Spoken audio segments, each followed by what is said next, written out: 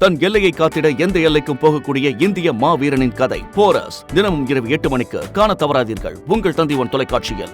கிணற்றுக்குள் தவறி விழுந்த குட்டி யானை 10 மணி நேர போராட்டத்திற்கு பிறகு பத்திரமாக மீட்கப்பட்டது. நீலகிரி பந்தலூர் கொளப்பள்ளி குறிஞ்சி நகர் பகுதியில் இரவு யானை கூட்டம் ஒன்று இரை தேடி வந்தது.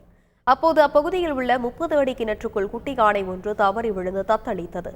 அதை கண்ட தாய் யானையும் உடன் வந்த சக யானைகளும் யானையை மீட்க பாச போராட்டம் நடத்தின. மேலும் யானைகள் அனைத்தும் ஆங்காங்கே பிரிந்து நடமாடியதால் அப்பகுதியில் வனத்துறையினர் போக்குவரத்தை நிறுத்தினர். பொதுமக்கள் வெளியே வர வேண்டாம் என எச்சரிக்கப்பட்டது. தொடர்ந்து அப்பகுதியில் உள்ள 3 வீடுகளை தாய் யானை கோவத்தில் உடைத்து சேதப்படுத்தியதால் பரபரப்பு ஏற்பட்டது.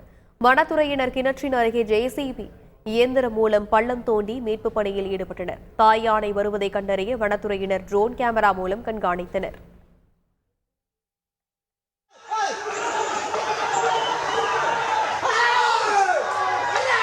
யானைகள் ஆங்காங்கு பிரிந்துள்ளதனால் பொதுமக்கள் யாரும் வெளியில் இறங்கி நடமாட வேண்டாம் என வனத்துறை சார்பாக மிக பணியுடன் கேட்டுக்கொள்கிறோம்.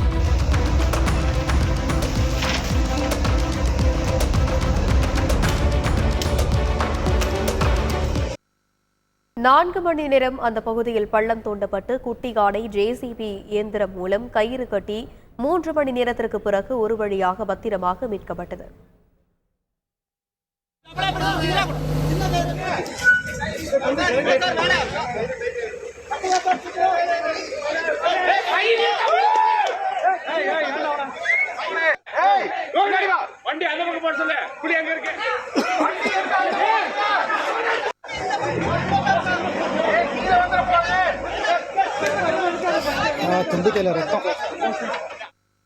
அந்த குட்டி யானை 4 வயது மதிக்கத்தக்க பெண் யானை என்று கருதப்படுகிறது.